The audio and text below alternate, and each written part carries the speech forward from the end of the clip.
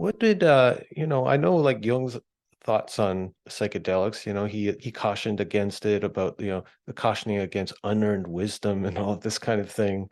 Uh, but what did Hillman think about it? I've never really heard him address it directly. Like sometimes like he kind of has these throwaway disparaging remarks about the druggies or the LSD people or whatever. Yeah, yeah.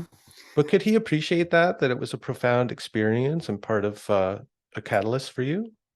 Um, I think in my work with him, he did. I mean, he did. I did share with him a lot of how, it affected me and how I worked with it.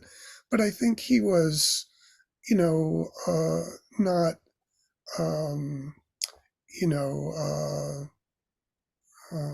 terribly respective of the way a lot of people used them off the cuff and just had these experiences that, you know, uh, didn't get stayed with, where the images weren't stuck with, you could say, Hmm. but just things would flash by and people would act out and, all kinds of stuff would happen, but they wouldn't have a way of entering into it in some way.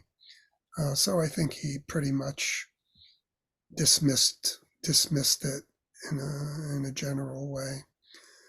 You know, He, I was just going to say it's kind of ironic because I started, a yoga practice and working very like intentionally with psychedelics before I really got into depth psychology. One of the things that led me to really investigate depth psychology was I was looking for a way to bridge like what I considered my kind of modern rational day mind with the mythic mind that could be completely immersed in these other world experiences.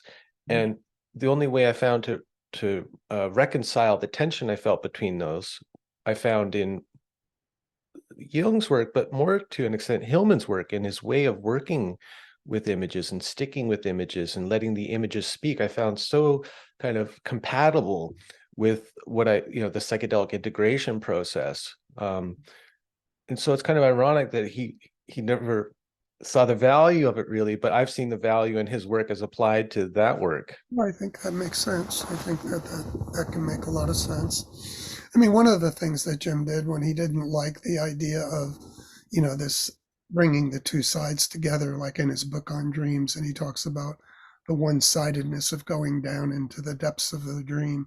But when you really go down into the depths, the two are there in the one in a certain way so that they don't happen up here. They happen down in the deepest parts of psyche, the images where the complexity of an image and of the imagination shows itself, like in certain dreams and in certain experiences. So he had a different orientation. And sometimes he even said, look, this was my exploration of going down. He just explored different things and he didn't literalize it or put it into a system of thought. He had all these explorative experiences in which he shared the creative fruits of his explorations.